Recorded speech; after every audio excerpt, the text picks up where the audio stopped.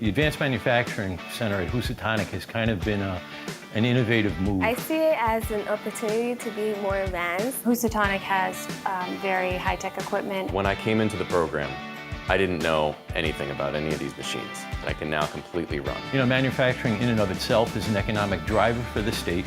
The AMTC Center at HCC has done so much to teach our students what's happened in the past and what's to come in the future. Housatonic Manufacturing Center helps the students get a broad view of what they're getting themselves into when manufacturing.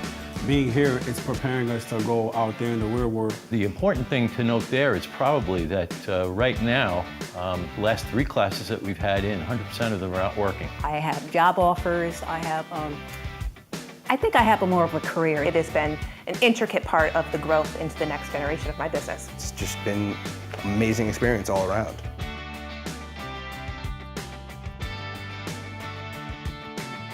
The future of manufacturing, particularly in this state, is looking brighter all the time. As long as we keep encouraging our younger generation to get into manufacturing.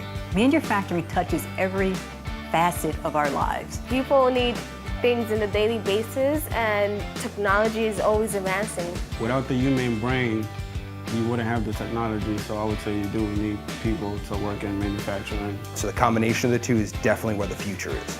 There are things we're doing here in Connecticut in the industry that just are not being replicated in other parts of the country or globally. It's a wide open field, and I just think it's going to get bigger and bigger and bigger as time goes on. I predict the future of manufacturing is going to be the forefront of what happens in our economy over the next 30 years.